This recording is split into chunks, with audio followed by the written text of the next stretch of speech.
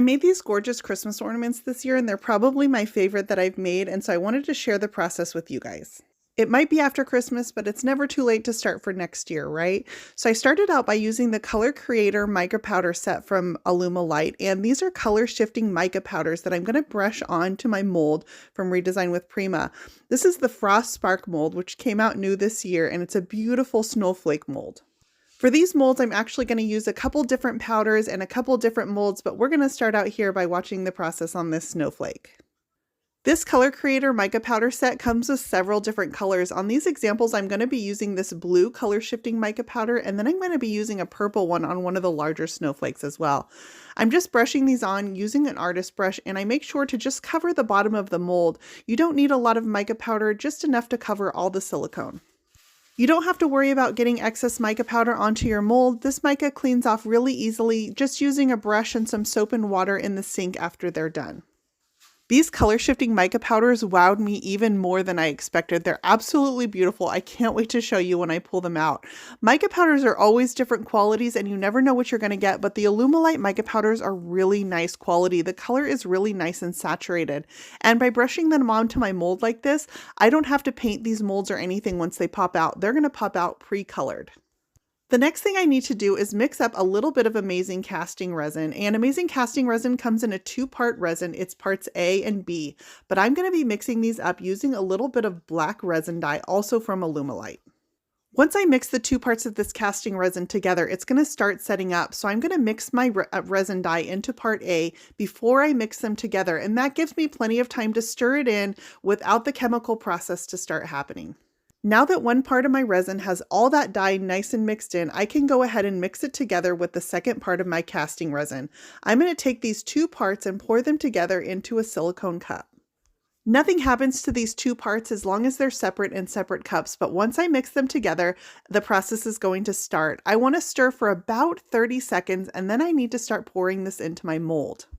You can see how adding that black resin dye to one of my parts turned that resin to black. So Amazing Casting Resin cures in a white, but with that black resin dye in it, as long as you add enough of it, it's going to cause this resin to dry in a black color. And then these color shifting mica powders are going to be even more beautiful up against the black resin.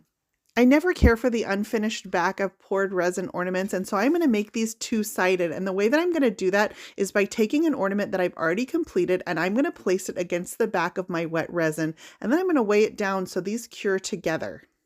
I let this resin cure for about 10 minutes, and then I'm going to come back and pop these out of my silicone mold. The end result is a beautiful double-sided mold that's pre-colored from the color that I added both to my resin using the resin dye and those color shifting mica powders.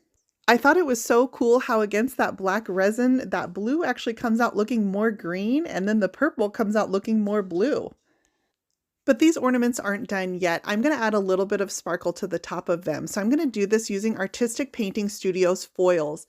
I'm going to be using the Artistic Painting Studio foil adhesive over the top of my mold. I'm just going to brush it on using a foam brush, and I'm just going to hit the high points of my mold. I need to let this foil adhesive dry for between 10 to 30 minutes, and that's to let it become nice and tacky. And then I can come back and add my Artistic Painting Studio's foil over the top. On this particular mold, I'm using this iridescent foil, and it's absolutely beautiful. Look at how it catches the light. It's very holographic. Artistic Painting Studio foils come in a variety of colors, so I chose a different color for each one of my molds to really complement the colors that I added into that resin. For these blue-green color snowflakes, I chose this teal color of foil. For this one, I'm going to be using a silver. By adding that adhesive just to the high points, it causes the foil to just stick to the high points of my mold. For some of these, I also used the gold and copper colored metallic pigments, also from Alumilite, and over this one, I'm going to add a gold foil. Because this is a monochromatic look with the same color used over top, I just get a really subtle shimmer, but the foils give it the look of a gold leafing instead of just using a wax, which is a little more of a dull finish. For this one, I used a bronze foil, and then I'm going to use a purple foil over those purple-blue colors. You can see how the color possibilities are endless, but this little bit of foil over top just added a little bit of sparkle, and when I put them onto my Christmas tree, the lights are going to catch these foils absolutely beautifully. Because I love these so much, I sprayed them in a gloss lacquer so that they last over time. I want to use these year after year. I tied some black ribbon to the top to hang these from my tree. The result is absolutely gorgeous, and because these are double-sided, they look so much more professional. I hope you guys enjoyed this process. You can find links for everything I use in the description for this post. As always, you can find more Brush by Brandy on Facebook, Instagram, Pinterest, and YouTube, and on my website at brushbybrandy.com. And I hope you'll click that subscribe button for more weekly painting tutorials here at Brush by Brandy on YouTube.